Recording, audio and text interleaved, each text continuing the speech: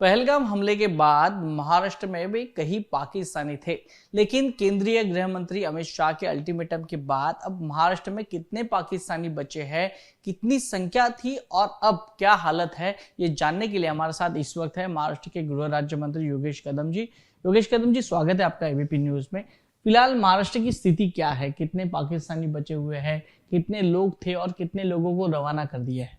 देखिए, केंद्र सरकार के जो भी निर्देश हमें दिए गए हैं हम उनको फॉलो कर रहे हैं और जितने भी शॉर्ट टर्म वीज़ास पे पाकिस्तानी भारत देश में आए थे उनको नोटिस सर्व की गई थी। नोटिस के अनुसार उन्होंने भारत छोड़ना भी शुरू कर दिया है और जितने भी है उनको सबको भारत छोड़ना पड़ेगा। और जो भी केंद्र सरकार ने जो निर्णय दिया है हमें सिर्फ उसके सिर्फ हमें जो भी एसओपीज दिया वो हमें फॉलो करनी है। अब महाराष्ट्र में एक नया विवाद सामने आया है कि जहां जहां पाकिस्तान का झंडा जलाया जा रहा है वहां पे कायदा सुव्यवस्था की परिस्थिति निर्माण हो रही है, हिंदू मुस्लिम के झगड़े हो रहे हैं, नाला सोपारा हो या विले पार्ले हो, कई जगहों पर ऐसी हालत दिखने मिल रही है। तो इसके ऊपर क्या महाराष्ट्र सरकार कोई एक्शन ले रही है? ये देखिए, पाकिस्तान के प्रति आक्रोश रहना ये बहुत ही मेरे ख्याल से ये लोगों की भावनाएं हैं और हम वो समझते हैं, क्योंकि ऐसा हमला भारत पे होना, मैं तो कहूँगा जब भी हमला हुआ उसके बाद में पूरे भारतवर्ष में कहीं भी राइट्स नहीं हुए हैं और मेरे ख्याल से ये काफ़ी एक पॉजिटिव तरीके से हम इसे देख सकते हैं। भारत की एकता इसमें हमें दिखाई पड़ती है और पाकिस्तान के प्रति जो आक्रोश है वो दिखाई पड़ता है।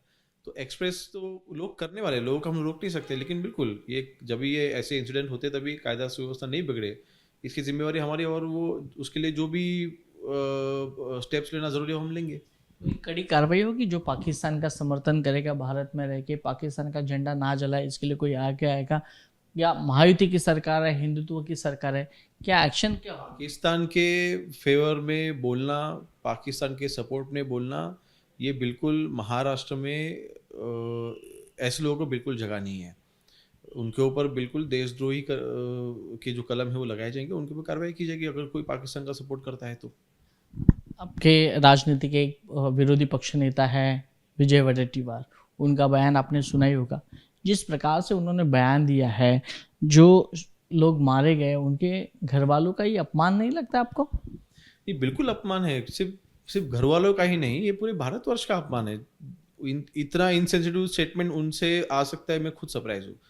देखिए, आज अपोजिशन में हो तो इस मुद्दे पे हम कैसे पॉलिटिक्स करें यही उनके दिमाग में चल रहा है, इसलिए उनके जुबान से ऐसी स्टेटमेंट निकल चुकी है। अगर वो जिनके साथ में घटना हुई है अगर एक भी फैमिली को मिलते तो शायद वो ऐसा नहीं बोलते, पर वो मुझे पता नहीं वो फैमिली से मिले या नहीं मिले हैं, लेकिन हम मिले हैं। हमने वो फैमिलीज को काफ़ी नज़दीक से देखा। जब अब एयरपोर्ट पे आए थे तभी हम उनको रिसीव करने के लिए गए थे, उनको सांत्वन करने के लिए हम गए थे, तभी उनकी जो हालत थी हम बयां भी नहीं कर सकते। तो मेरे ख्याल से इतना इनसेंसिटिव स्टेटमेंट देना ये विजय जी के लिए मेरे ख्याल से बहुत ही शर्मनाक बात है। और एक बार वो उनकी फैमिली से जाके मिल के आए और फिर सोचे कि मैंने जो स्टेटमेंट दिया वो सही है गलत है। आपके पार्टी की तरफ से पुलिस में शिकायत भी की है, आप गृह राज्य मंत्री है, क्या उनके ऊपर भी एक्शन होगी? कायदे के अनुसार अगर वो कलम में बैठते हैं तो ज़रूर एक्शन होगी, किसी को उस पर स्पेयर तो करने का सवाल नहीं है। वो जो भी कंप्लेंट है वो हम चेक करेंगे, अगर वो कायदे में उसको अगर बैठता है तो ज़रूर एक्शन होगी।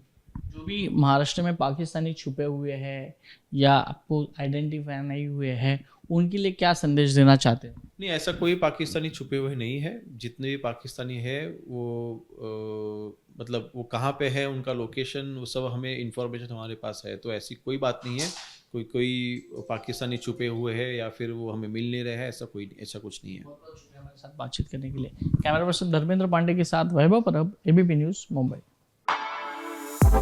For exclusive and insightful videos, subscribe to our new channel ABP Live Premium.